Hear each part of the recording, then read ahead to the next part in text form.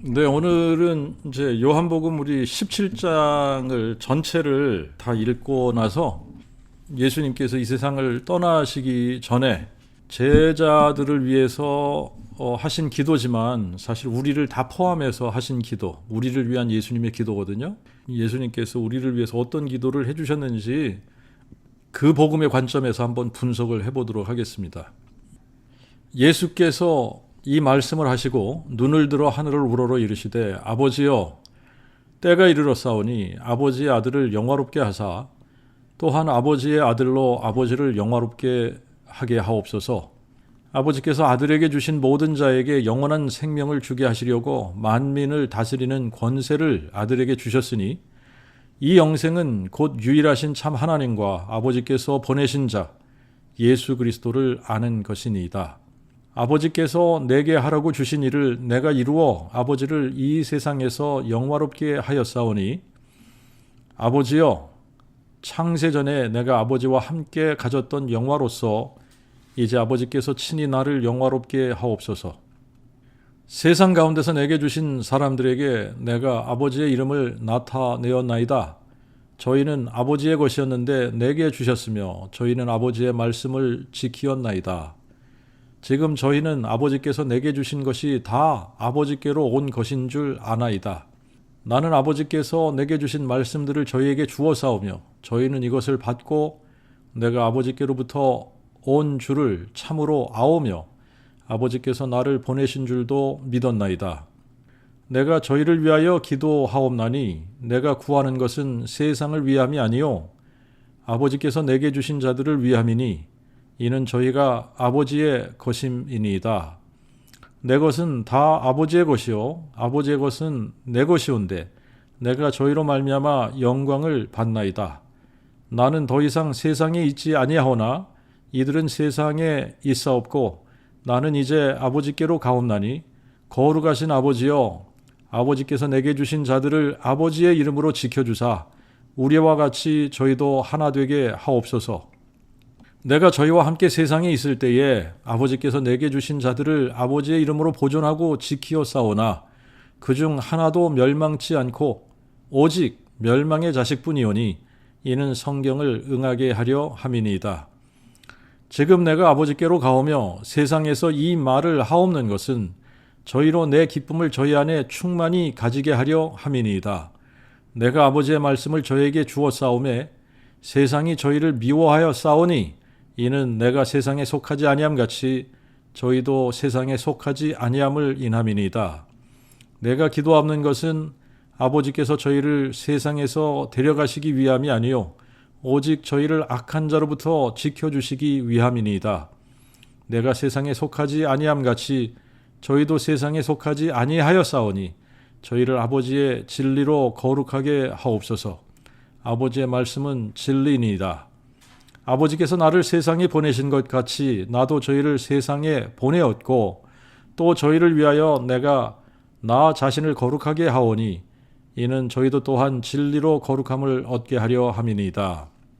내가 구하옵는 것은 이 사람들만 위함이 아니요 또한 저희의 말을 인하여 나를 믿을 사람들도 위함이니 아버지께서 내 안에 내가 아버지 안에 있는 것 같이 저희가 다 하나 되게 하시고 저희도 또한 우리 안에서 하나 되게 하사 세상으로 아버지께서 나를 보내신 것을 믿게 하옵소서.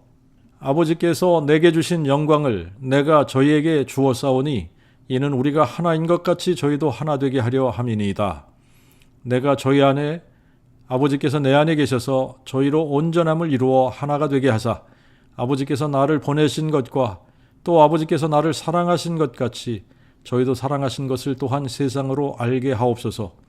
아버지여 내가 원하옵나니 아버지께서 내게 주신 자들도 역시 나 있는 곳에 나와 함께 있어 아버지께서 창세 전부터 나를 사랑하심으로 내게 주신 나의 영광을 저희로 보게 하옵소서. 의로우신 아버지여 세상이 아버지를 알지 못하였어도 나는 아버지를 알았사옵고 저희도 아버지께서 나를 보내신 줄 알았사옵나이다. 내가 아버지의 이름을 저에게 알게 하였고 또 알게 하리니 이는 나를 사랑하신 아버지의 사랑이 저희 안에 있고 나도 저희 안에 있게 하려 함이니이다. 네, 17장은 예수님이 세상을 떠나시면서 제자들뿐 아니라 제자들로 인하여 그 복음을 믿게 될 모든 사람을 포함해서 기도해 주시는 내용을 담고 있습니다. 전체 내용을 우리가 이렇게 요약을 해보면 우리를 향한 예수님의 기도는 우리를 그 악한 자, 곧 마귀로부터 지키셔서 그 복음으로 하나 되게 하시고 우리 안에 부활의 기쁨이 충만해서 아버지의 말씀으로 거룩하게 되고 아버지를 알게 되어서 세상에서 하나님의 영이 거하시는 성전으로 그리고 그리스도의 두 번째 몸으로 세워져서 세상에 하나님의 영광을 선포하는 사람들이 되기를 위해서 기도하신 것이다. 이렇게 요약을 할 수 있을 것 같아요. 1절부터 우리가 한번 살펴보겠습니다. 예수께서 이 말씀을 하시고 눈을 들어 하늘을 우러러 이르시되 아버지여 때가 이르렀사오니, 자, 여기서 때가 이르렀다라고 하는 것은 이제 곧 고난 받으시고 십자가에 달려 속죄 제사를 이루시고 장사 지낸 바 되었다가 3일 만에 다시 살아나실 때가 이르렀다는 거죠. 자, 3일 만에 다시 살아나신 후에 40일 동안 세상에 계시면서 자신의 부활, 자신이 죽은 자 가운데서 살아나신 것을 많은 증거로 보이신 후에 하늘로 승천하셔서 아버지께로 가시게 되는데, 이제 그때가 이르렀다라고 하는 거죠. 그죠? 그리고 여기서 아버지의 아들을 영화롭게 하사 또한 아버지의 아들로 아버지를 영화롭게 하옵소서 하셨는데, 아들을 영화롭게 하는 것은 십자가의 죽음으로 영화롭게 되는 것이 아니라 죽은 자들 가운데서 부활하시는 것으로 영화롭게 되는 거잖아요. 그러니까 자, 여기서도 역시 예수님께서 무엇을 염두에 두고 말씀하시는 거냐면 부활 사건을 염두에 두고 말씀하고 있다. 그리고 이제 이 4절을 가서 보면 예수님께서 뭐라고 말씀하시냐면 아버지께서 내게 하라고 주신 일을 내가 이루어, 이런 표현이 있어요. 아버지께서 내게 하라고 주신 일을 내가 이루어 아버지를 이 세상에서 영화롭게 하였사오니, 아버지께서 하라고 주신 일이 뭔가요? 이게 2절하고 3절에 나오는데 아버지께서 하라고 주신 일, 아버지께서 예수님께 하라고 주신 일, 그러니까 예수님께서 이 세상에 오신 목적을 이야기하는 거죠. 그죠? 예수님께서 세상에 오신 이유가 뭐냐? 2절과 3절에 답이 나오는데 아버지께서 아들에게 주신 모든 자에게 영원한 생명을 주게 하시려고 만민을 다스리는 권세를 아들에게 주셨으니, 아버지께서 하라고 주신 일은 아버지께서 아들에게 주신 모든 자에게 영원한 생명을 주시는 거예요. 영원한 생명. 그런데 지금 이제 이 17장 전체에 이게 이제 굉장히 중요한 부분인데 이 부분을 우리가 노리스하고 지나가야 되는데, 예수님께서 기도를 하시면서 사용하시는 그 동사의 시제들이 있어요.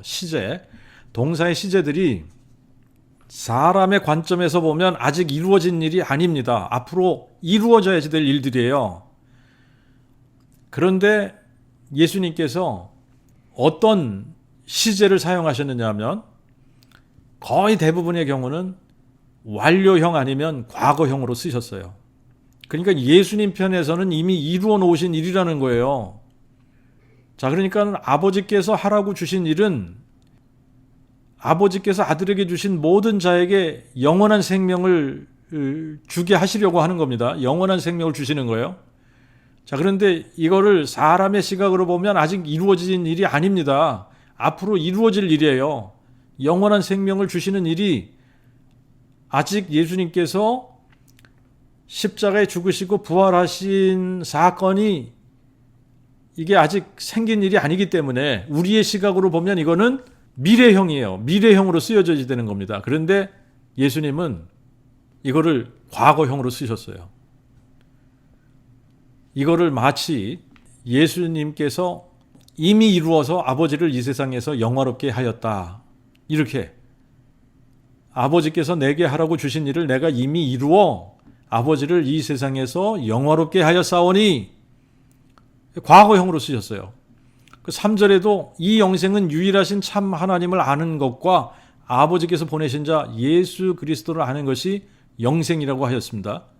그러니까 예수님께서 오신 목적이 뭐냐면 우리로 하여금 유일하신 참 하나님이 누구신 줄을 알 수 있도록 유일하신 참 하나님을 우리에게 보여주시기 위해서 오신 거예요.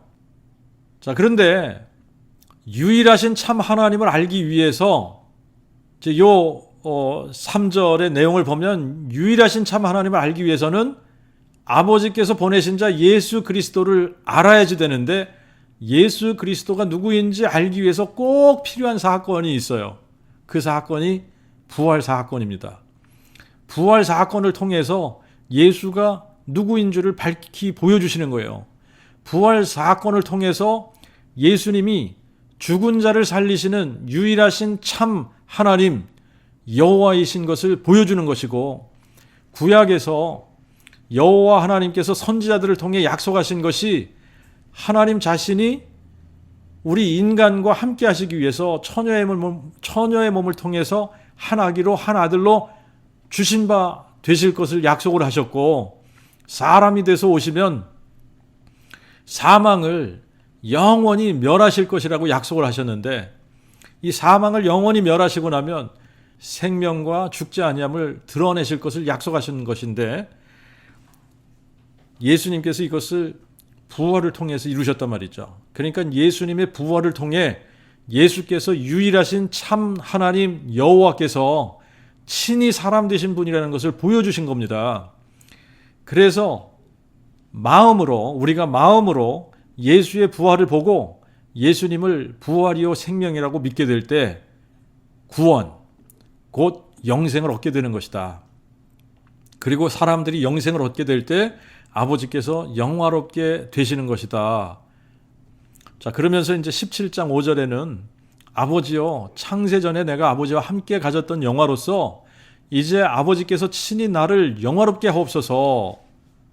근데 여기에 보면은 창세전에 내가 아버지와 함께 가졌던 영화, 창세전에 내가 아버지와 함께 가졌던 영화. 그러니까 이제 이걸 가지고 또 삼위일체를 주장하는 사람들이 있는 거예요. 예수님이 성자 하나님으로 계시면서 아버지와 함께 가졌던 영화를 의미하는 거다, 이렇게 보는 겁니다. 그런데 이거는 절대 그런 의미가 아니다라고 하는 거예요. 왜 그러냐면 성자 하나님은 존재하지 않는 하나님이에요. 삼위일체에서 얘기하는 제2위의 성자 God the Son는 존재하지 않는다. 그러면 창세전에 내가 아버지와 함께 가졌던 영화는 무엇을 의미하는 거냐? 요한복음 1장 1절에 보면은 창세전에 예수님이 누구이셨는지를 이렇게 기록을 합니다. 태초에 그 말씀이 계시니라. 그 말씀이 하나님과 함께 계셨으니 그 말씀은 곧 하나님이시니라. 빌립보서 2장 6절은 그는 근본 하나님의 본체시나 자기를 비워 종의 형체를 가져 사람들의 모양으로 만들어지셨다 그랬어요.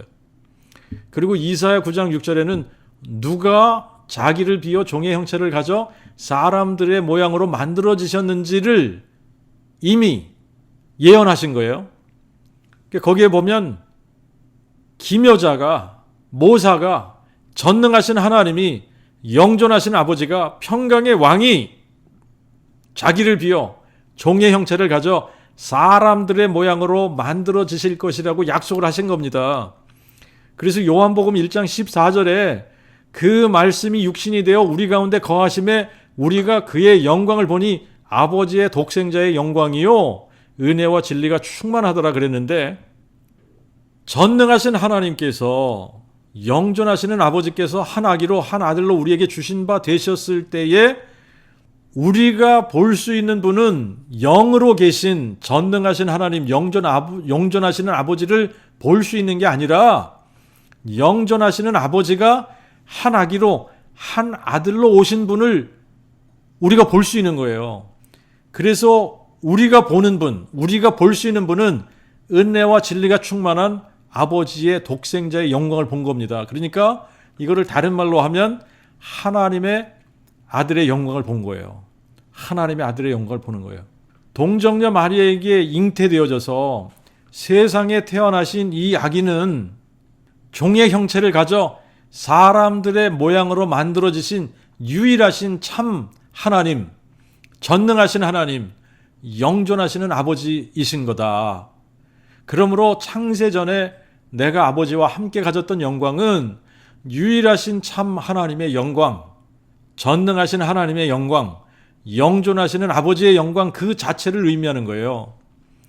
그래서 예수님이 다시 오실 때에는 자기의 영광을 가지고 오시는데, 이거를 우리가 마태복음 16장 27절에 예수님께서 이렇게 말씀하셨어요. 인자가 아버지의 영광으로 그 천사들과 함께 오리니 그때에 각 사람의 행한 대로 갚을 것입니다. 자, 예수님이 다시 오실 때 누구의 영광으로 오시냐? 아버지의 영광으로 오시는 거예요. 아버지의 영광으로. 그러므로 예수님이 말씀하시는 창세전에 내가 아버지와 함께 가졌던 영광은 한 아기로 세상에 태어나서 하나님의 아들 되시기 전에 가지셨던 자기의 영광을 이야기하는 거예요. 그분이 사람 되시기 전에 가지셨던 자기의 영광은 하나님의 영광이고 영존하시는 아버지의 영광이다. 그러니까 창세전에 내가 아버지와 함께 가졌던 영화로서 이 말씀은 아버지의 영광을 의미하는 거예요. 창세전에 내가 아버지와 함께 가졌던 영화로서 이제 아버지께서 친히 나를 영화롭게 하옵소서. 자, 이 사람들이 예수님을 십자가에 못 박아 죽일 때까지 예수님이 누군 줄을 전혀 알지 못합니다. 그래서 예수님을 영화롭게 하는 것이 아니라 예수님을 욕하고 침 뱉고 따귀까지 때리고 책짓질하고 머리에 가시면류관을 씌우고 조롱하고 별짓을 다 하면서 예수님을 모욕한단 말이죠. 왜 그러냐면 예수님이 누군 줄을 알지 못하기 때문에 그러는 거예요. 예수님께서 죽은 자 가운데서 부활하시고 나면 예수님이 누구신지가 밝혀지게 되는 거예요. 그래서 아버지의 영광으로 다시 영화롭게 되시는 겁니다. 하늘과 땅의 모든 권세를 가진 분이 바로 예수님이다 라고 하는 것을 알게 되는 거예요. 죽은 자를 살리시는 하나님이 예수님이다 라고 하는 것을 알게 되는 겁니다. 산자와 죽은 자를 심판하시는 심판자가 바로 예수님이다 라고 하는 것을 알게 되는 겁니다. 만왕의 왕이 예수님이시다. 만유의 주제가 예수님이시다. 이거를 알게 되는 거예요. 그래서 모든 무릎이 예수의 이름 앞에 꿇게 되고 모든 입술이 예수를 주로 시인하게 되는 겁니다. 이게 바로 창세 전에 아버지와 함께 가졌던 영광이다. 즉 아버지의 영광인 거예요. 자, 6절부터 8절 우리 보겠습니다. 세상 가운데서 내게 주신 사람들에게 내가 아버지의 이름을 나타내었나이다. 저희는 아버지의 것이었는데 내게 주셨으며 저희는 아버지의 말씀을 지키었나이다. 지금 저희는 아버지께서 내게 주신 것이 다 아버지께로 온 것인 줄 아나이다. 나는 아버지께서 내게 주신 말씀들을 저에게 주었사오며 저희는 이것을 받고 내가 아버지께로부터 온 줄을 참으로 아오며 아버지께서 나를 보내신 줄도 믿었나이다. 자, 여기서도 시제가 다 완료형 아니면 과거형으로 쓰여졌습니다.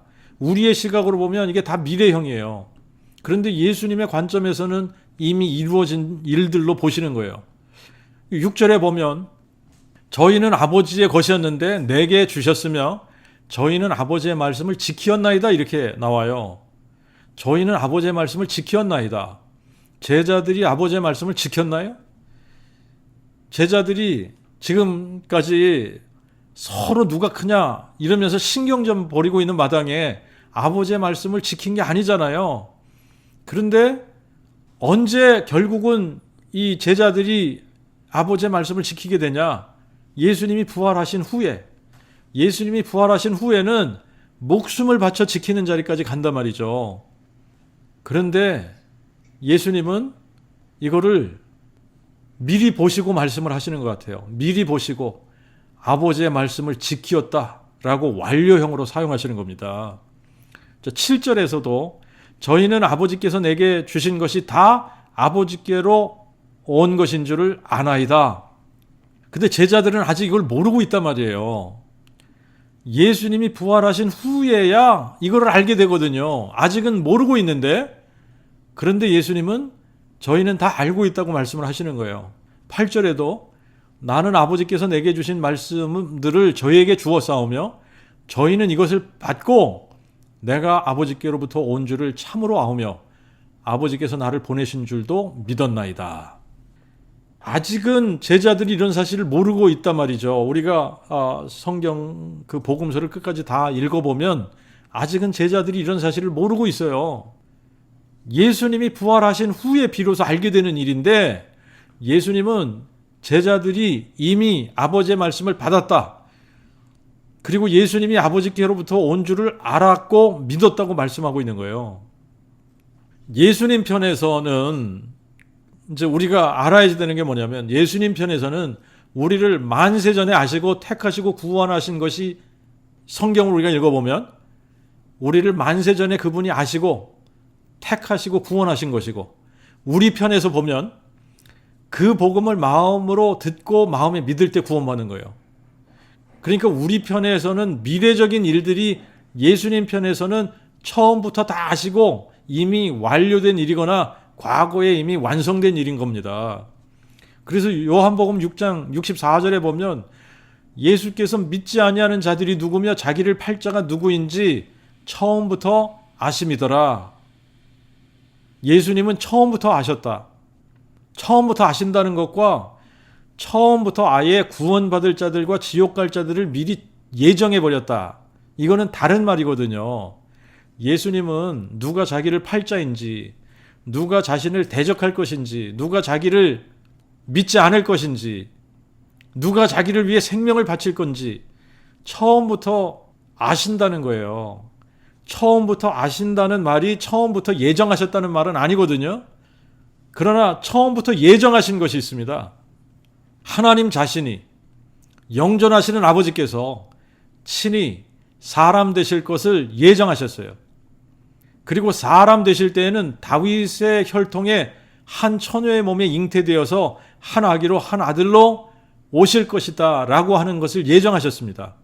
그리고 자신의 몸을 우리의 죄를 위한 속죄의 제물로 십자가에 내어주실 것도 이미 예정하셨어요. 그리고 3일 만에 죽은 자들 가운데서 살아나실 것도 예정하셨습니다. 그리고 40일 동안 세상에 계시면서 제자들에게 자기가 부활하신 것을 나타내 보이실 것도 예정하셨어요. 40일 후에 승천하실 것을 예정하셨고 그리고 또 10일 후에 성령으로 다시 오실 것도 예정을 하셨어요. 예수님이 죽은 자들 가운데서 살아나셨다. 그러니까 예수님의 부활 사건을 보고 마음에 믿어서 정말 예수님이 영존하시는 하나님 아버지가 사람 되신 분이구나 라고 하는 것을 마음에 믿는 이 사람들을 구원하실 것을 미리 예정하신 거예요. 그러니까 구원의 방법을 미리 예정하신 겁니다. 그렇다고 해서 누가 믿고 누가 안 믿을 것인가 하는 것을 미리 예정하셨다. 이것을 미리 정하셨다. 이런 거는 없는 거예요. 이러신 적은 없는 겁니다. 그냥 아시는 거예요. 그냥 아시는 것과 예정하신 것과는 다른 것이다. 이것도 우리가 구분을 해야지 되는 겁니다. 그죠? 이런 맥락에서 9절하고 10절도 이해를 해야지 되는데 9절과 10절을 보면 내가 저희를 위하여 기도하옵나니 내가 구하는 것은 세상을 위함이 아니요 아버지께서 내게 주신 자들을 위함이니 이는 저희가 아버지의 것임이니이다. 내 것은 다 아버지의 것이요 아버지의 것은 내 것이온데 내가 저희로 말미암아 영광을 받나이다. 아버지께서 내게 주신 자들 저희가 아버지의 것인데 내 것은 다 아버지의 것이요 아버지의 것은 내 것이다. 아버지가 자기의 사람들을 미리 택하신 것이 아니라 처음부터 누가 믿지 않는 자들인지 누가 믿는 자들인지 아신다는 거예요. 그 복음을 듣고 마음에 믿는 자들이 아버지의 것이고 아버지의 것은 내 것이라고 말씀하시는 겁니다. 자, 이거를 요한복음 10장에서는 어떤 식으로 말씀하셨느냐 하면 양은 그의 음성을 듣나니 양들이 그의 음성을 아는 거로 그를 따르되 너희는 내 양이 아니므로 믿지 아니하는도다. 내 양은 내 음성을 들으며 나는 또 저희를 알고 저희는 또한 나를 따르느니라.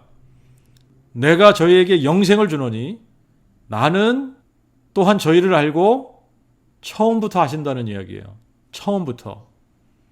예수님이 이런 것들을 처음부터 아세요. 처음부터 아심에도 불구하고 제자들을 위해서 기도하시는 이유가 11절에 나오는데, 나는 더 이상 세상에 있지 아니하오나 이들은 세상에 있사옵고 나는 이제 아버지께로 가옵나니. 자, 예수님께서 세상에 계속 계시게 된다면 제자들을 위해서 기도하실 필요가 없으신 거죠. 그런데 이제 제자들을 위해서 기도하신 이유는 예수님이 더 이상 세상에 있지 않게 되기 때문이다. 나는 더 이상 세상에 있지 아니하오나 이들은 세상에 있사옵고 나는 이제 아버지께로 가옵나니. 여기서도 시제로 보면 예수님이 아버지께로 가는 시간은 미래형이에요. 그런데 나는 더 이상 이 세상에 있지 않은 거예요. 현재형으로 사용을 하셨어요. 자, 미래형으로 이거를 서술을 하게 되면 나는 이제는 더 이상 세상에 있지 않게 될 것이고 나는 앞으로 아버지께로 갈 것이므로 이렇게 말씀을 하셔야 되는데, 이거를 현재형으로 나는 더 이상 세상에 있지 않고 아버지께로 가오니 하고 현재형으로 사용하셨어요. 근데 이걸 따지고 보면 이제 제자들과 함께하는 시간은 지금이 마지막 시간입니다.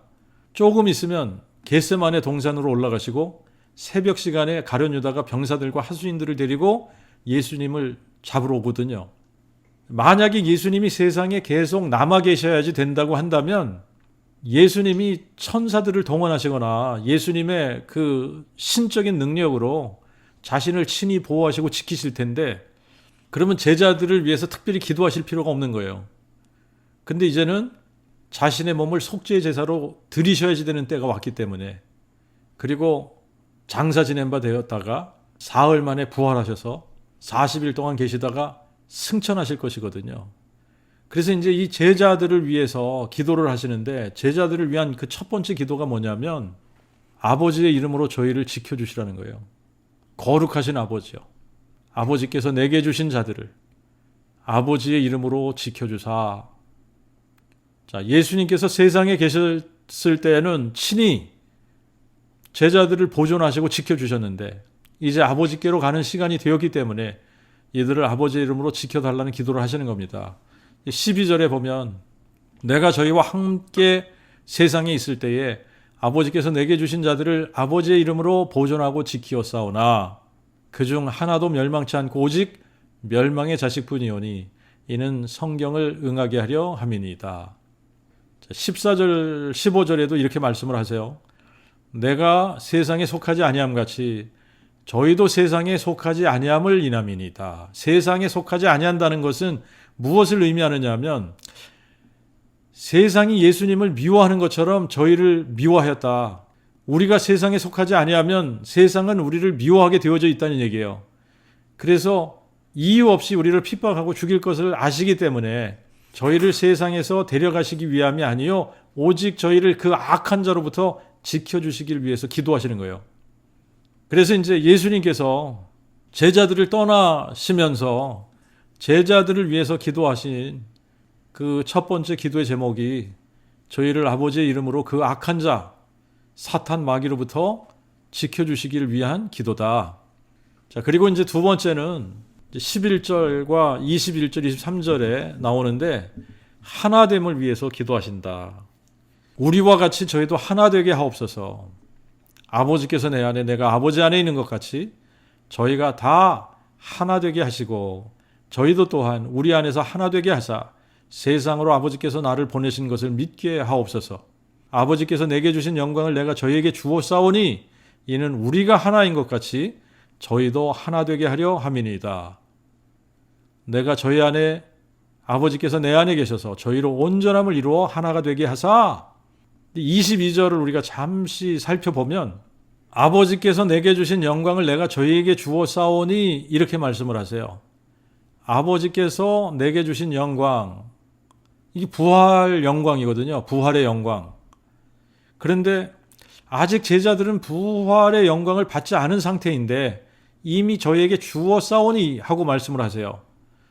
그러니까 너무나 확실하게 제자들이 부활의 영광을 볼 것이기 때문에, 예수님께서 너무나도 확실하게 부활하실 것이기 때문에 이미 부활의 영광을 저희에게 주신 것처럼 말씀하시는 거예요. 부활의 영광을 봐야 또 하나됨이 이루어지는 겁니다. 사람들에게 하나됨이 이루어지려면 한 마음과 한 뜻이 되어야지 돼요. 그래야지 하나가 됩니다. 그래서 고린도전서 1장 10절에도 보면은 너희가 다 같은 말을 하고 다 같은 마음과 같은 뜻으로 온전히 합하라 그랬고, 로마서 15장 5절 6절에 보면 너희로 그리스도 예수를 본받아 서로 뜻이 같게 하여 주사 한 마음과 한 입으로 하나님께 영광을 돌리게 하시기를 원한다. 아모스 3장 3절에는 두 사람이 합의치 못하고 어찌 동행하겠으며 그랬죠. 에베소서 4장 3절에는 평강에 매는 띠로 성령이 하나 되게 하신 것을 힘써 지키라 그러면서 13절에는 우리가 다 하나님의 아들을 믿는 것과 하는 일에 하나가 되고 온전한 사람을 이루어 그리스도의 장성한 분량이 충만한 데까지 이를지니 그랬고요. 빌립보서 2장 2절에는 마음을 같이하여 같은 사랑을 가지고 뜻을 합하여 한 마음을 품으라. 하나 되기 위해서는 한 마음을 가져야 되고 한 뜻을 가져야 되는데, 한 마음 한 뜻을 가질 수 있는 유일한 길은 그 복음 안에서만 가능합니다. 이게 다른 복음 안에서는 한 마음 한 뜻을 가질 수가 없어요. 그 복음 안에 들어와야 예수님의 부활의 영광을 보게 되거든요. 그리고 예수님의 부활의 영광을 보게 되면서 무엇을 깨닫게 되냐면 유일하신 참 하나님과 아버지께서 보내신 자 예수 그리스도를 알게 되는 거예요.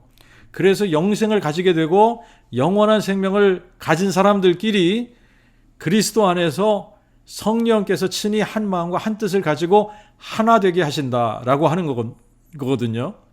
자, 그래서 이제 예수님께서 22절에 아버지께서 내게 주신 영광을 내가 저에게 주었다고 말씀을 하시는 겁니다.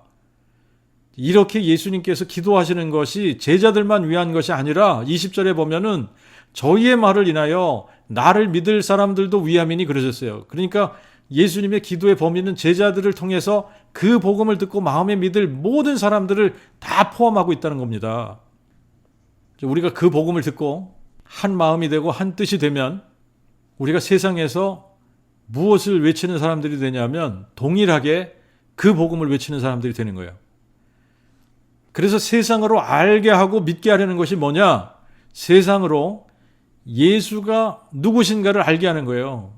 세상으로 아버지께서 나를 보내신 것을 믿게 하옵소서. 아버지께서 나를 보내신 것과 또 아버지께서 나를 사랑하신 것 같이 저희도 사랑하신 것을 세상으로 알게 하옵소서. 세상으로 아버지께서 나를 보내신 것을 믿게 하옵소서. 자, 예수님의 이 기도가 어떻게 이루어지냐? 그 복음 선포를 통해서 이루어지는 거예요. 세상에서 예수의 부활, 예수 부활의 영광을 선포하지 않으면 예수님이 누구인지를 알 방법이 없는 거예요. 그렇기 때문에 예수님께서 부활하신 후에 부활의 영광을 본 제자들이 성령을 받고 나가서 다윗의 씨로 죽은 자 가운데서 부활하신 예수 그리스도, 이게 그 복음이라고 선포한 겁니다. 다윗의 씨로 죽은 자 가운데서 부활하신 예수 그리스도를 선포하면서 세상으로 예수님이 누구인 줄을 알게 하면서 그 복음을 마음에 믿은 사람들이 그리스도 안에 들어오게 되고, 그리스도 안에 들어오게 되면 하나가 되어서 또다시 세상을 향해 그 복음 선포를 통해 세상으로 예수님이 영존하신 아버지가 사람 되신 분이다, 이거를 알게 하는 거예요. 그리고 이제 세 번째 예수님께서 기도하신 것은 13절에 저희로 내 기쁨을 저희 안에 충만히 가지게 하려 합니다. 근데 여기서 내 기쁨이 무슨 기쁨이냐면 16장에서 이미 말씀하신 부활의 기쁨을 말씀하는 거예요. 16장 22절에 그러므로 지금은 참으로 너희가 근심하나 내가 너희를 다시 보리니 너희 마음이 기쁠 것이요 너희 기쁨을 너희에게서 빼앗을 자가 없으리라. 근데 17장 13절에 지금 내가 아버지께로 가오며 세상에서 이 말을 하옵는 것은 저희로 내 기쁨을 저희 안에 충만히 가지게 하려 함이니이다. 내가 아버지께로 가오며, 예수님이 십자가에 죽으시지만 사흘 만에 부활하시잖아요. 사흘 만에 부활하시고 40일 후에 승천하실 것을 말씀하시는 건데, 그러므로 여기서 말씀하시는 내 기쁨은 부활의 기쁨을 말씀하시는 거다.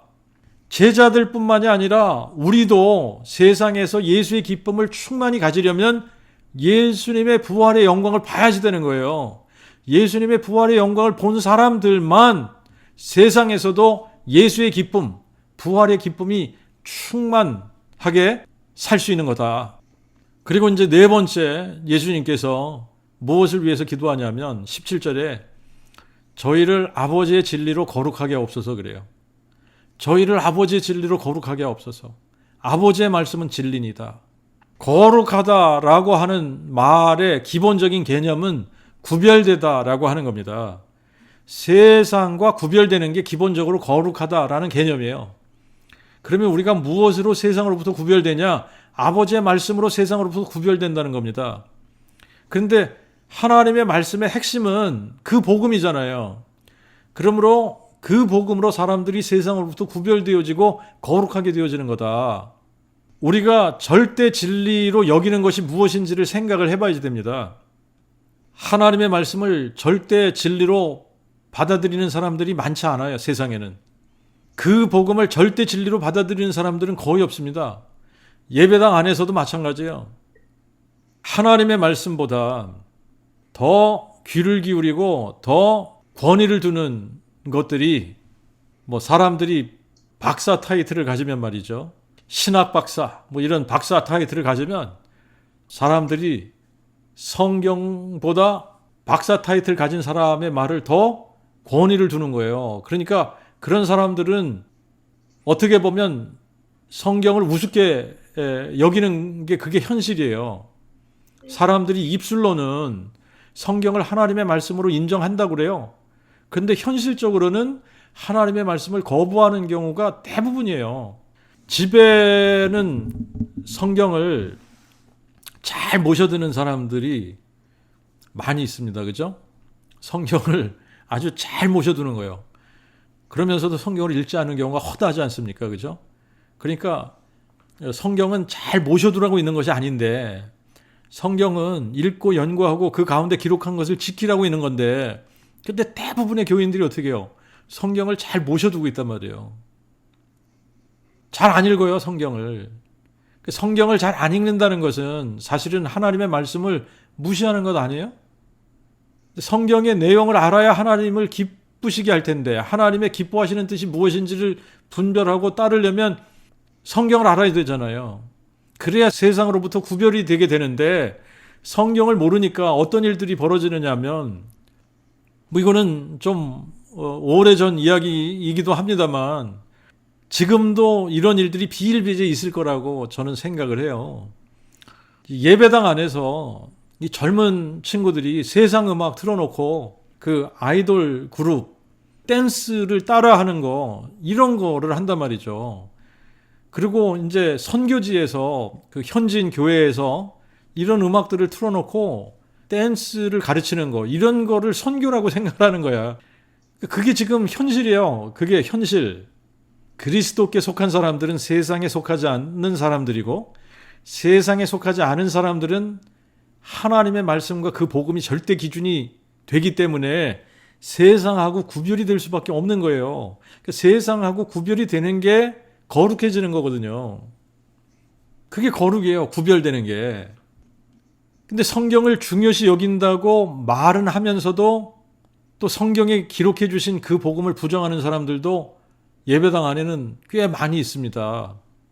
성경에 하나님께서 그 복음이라고 말씀해 주신 것이 이거야 라고 우리가 그 복음을 선포해 주면 그동안 교회 전통에서 배운 복음을 붙들고 있는 사람들은 우리가 배운 복음은 그게 아닌데 우리는 이게 복음이라고 배웠는데 그러면서 그 복음을 거부한단 말이죠. 그런 사람들이 너무나 많다는 것을 현실에서 우리가 많이 경험하게 되잖아요. 그죠? 사람들이 그 복음을 들어야 그 믿음이 생기고 그 믿음이 생겨야 죄사함을 받고 구원함을 받고 거룩하게 되는 건데 그러고 나면 어떻게 되냐면 우리가 저절로 성경을 하나님의 말씀으로 받아들이는 거예요. 그래서 성경으로 돌아가요. 그래서 성경을 있는 그대로 받아들이기 시작을 하는 겁니다. 그렇게 함으로 진리의 말씀으로 자신을 지속적으로 구별되게 하는 거예요. 하나님의 말씀에 그 복음은 다윗의 씨로 죽은 자 가운데서 부활하신 예수 그리스도가 그 복음이다 그러면 네 맞습니다. 그 복음은 다윗의 씨로 죽은 자 가운데서 부활하신 예수 그리스도가 그 복음이다. 그렇게 동의하고 받아들이는 거예요. 거기에 아멘 하는 겁니다. 성경에 하나님은 한 분 여호와시다 그러면 네 맞습니다. 하나님은 한 분 여호와시다. 그러고 믿는 거예요. 성경에서 나 예수는 다윗의 뿌리요 자손이다. 그러면 예수님을 다윗의 뿌리와 자손으로 믿는 겁니다. 예수님께서 내가 그니라 아브라함이 나기 전에 I am이니라. 내가 알파와 오메가야. 내가 시작과 끝이야. 내가 처음과 나중이야. 내가 지금도 있고 전에도 있었고 장차 올 자다. 그러나 내가 죽었었노라. 그러면 우리가 예수님을 여호와 하나님으로 믿는 거예요. 성경을 우리의 입맛에 맞게 해석해서 받아들이는 것이 아니라 있는 그대로 영존하시는 아버지가 한 아기로 한 아들로 주신 바 되었다 그러면 그렇게 믿는 거예요. 영존하시는 아버지가 한 아기로 한 아들로 주신 바 되신 분이 예수 그리스도시다. 그럼 그렇게 믿는 거예요. 이런 사람들을 예수님은 세상에 보내시는 겁니다. 18절에 보면 아버지께서 나를 세상에 보내신 것 같이 나도 저희를 세상에 보내었고 또 저희를 위하여 내가 나 자신을 거룩하게 하오니 이는 저희도 또한 진리로 거룩함을 얻게 하려 함이니이다. 자, 이런 사람들을 예수님은 아버지께서 내게 주신 자들이라고 말씀하시는 거예요. 24절에 보시면 아버지여 내가 원하옵나니 아버지께서 내게 주신 자들도 역시 나 있는 곳에 나와 함께 있어 아버지께서 창세 전부터 나를 사랑하심으로 내게 주신 나의 영광을 저희로 보게 하옵소서 그랬거든요. 여기서 아버지께서 내게 주신 자들, 그 복음을 듣고 마음에 믿은 자들입니다. 아들의 음성을 듣고 살아난 자들이에요. 목자의 음성을 듣는 자들이에요. 그들이 나 있는 곳에 나와 함께 있어 아버지께서 창세 전부터 나를 사랑하심으로 내게 주신 나의 영광을 저희로 보게 하옵소서. 자, 이런 사람들이 영존하시는 아버지가 한 아기로 한 아들로 주신 바 되신 분이 예수 그리스도이심을 확실하게 보게 되는 거예요. 그리고 아버지의 영광이 바로 예수님의 영광인 것을 보게 되는 겁니다. 그리고 이제 25절, 26절 예수님께서 이 기도를 이렇게 마무리하세요. 의로우신 아버지여, 세상이 아버지를 알지 못하였어도 나는 아버지를 알았사옵고 저희도 아버지께서 나를 보내신 줄을 알았사옵나이다. 여기서도 과거형으로 말씀을 하세요. 저희도 아버지께서 나를 보내신 줄 알았사옵나이다. 분명히 부활하시고 난 후에야 알게 되는 일인데 예수님은 이미 알았다고 말씀을 하시는 거예요. 26절에도 내가 아버지의 이름을 저에게 알게 하였고 또 알게 하리니 이는 나를 사랑하신 아버지의 사랑이 저희 안에 있고 나도 저희 안에 있게 하려 함이니이다. 자, 내가 아버지의 이름을 저에게 알게 하였고 또 알게 하리니 아버지의 이름을 어떻게 알게 하셨나요? 내가 그니라를 선포하셔서 알게 하신 겁니다. 내가 그니라. 내가 그니라.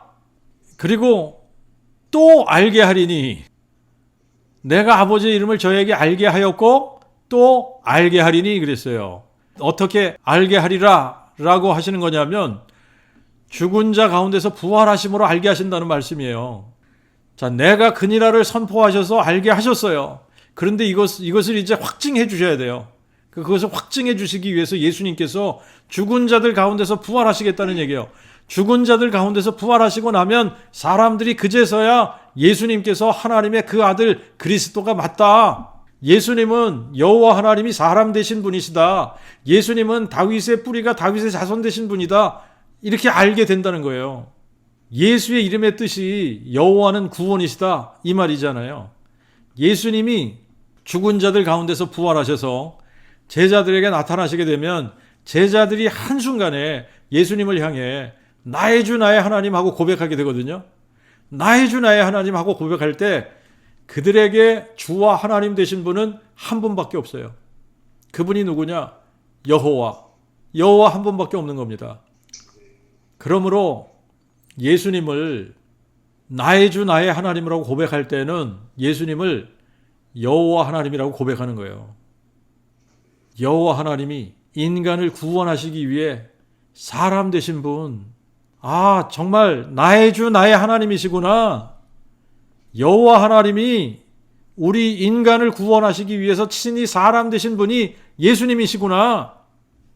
이거를 알게 된다는 이야기죠. 그죠? 자, 이렇게 우리가 자, 이게 이제 우리가 예수 그리스도를 통해서 아버지를 알게 되면 아버지의 사랑이 저희 안에 있고 나도 저희 안에 있게 하려 합니다. 그러셨는데 아버지의 사랑이 우리 안에, 예수님의 우리 안에 있게 되면 우리가 세상에서 뭐가 되는 거냐면 하나님의 성전이 되고 그리스도의 두 번째 몸이 되는 거예요. 자, 예수님은 어떤 면에서 이게 예수님의 꿈이세요. 꿈. 우리가 이 세상에서 하나님의 성전이 되는 겁니다. 우리가 그리스도의 두 번째 몸이 되는 거예요. 그러면 우리가 하나님의 성전이 되고 그리스도의 두 번째 몸이 되면 우리를 통해서 예수님께서 세상에 드러나시게 되거든요.